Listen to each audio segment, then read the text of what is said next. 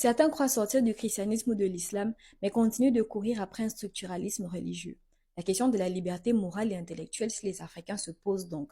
Pourquoi les Africains ont tant de mal à être moralement libres? Pour vous mettre en contexte, dites-vous que j'avais rencontré un ancien ami à moi qui sait très bien que je ne suis plus chrétienne. Et comme pour se moquer de moi, il m'avait posé deux questions. Quel est le nom de ton Dieu et comment le pries-tu? Comment est-ce que tu fais pour t'adresser à ton Dieu? À la base, je ne voulais pas lui répondre. J'avais même du mal. Parce que je savais qu'il n'allait pas comprendre la dimension de liberté morale. Qu'est-ce que j'entends par liberté morale? C'est déjà de commencer par comprendre que Dieu n'a pas de nom. Puisque le terme Dieu lui-même est un terme même générique. Dire Dieu, ça ne signifie rien. De un. Et de deux, la prière n'est pas une obligation. Du moins, la prière telle qu'elle est conçue dans les religions chrétiennes et ou musulmanes. Du coup, j'ai fait de mon mieux pour éviter.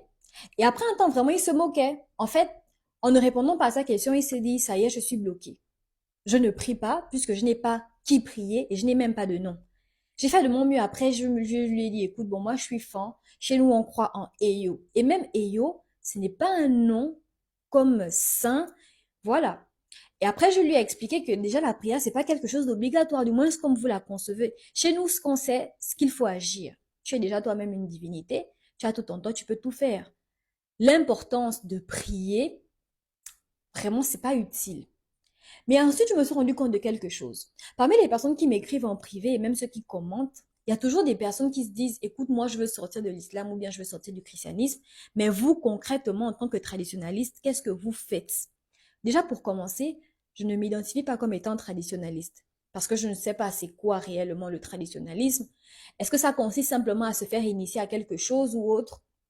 Mais ce que j'ai plutôt constaté, c'est que quand on vous parle de sortir des religions, vous croyez simplement qu'il suffit d'arrêter de croire en Allah ou en Jésus, mais vous ne comprenez pas que se recentrer sur soi, c'est la base de la liberté religieuse.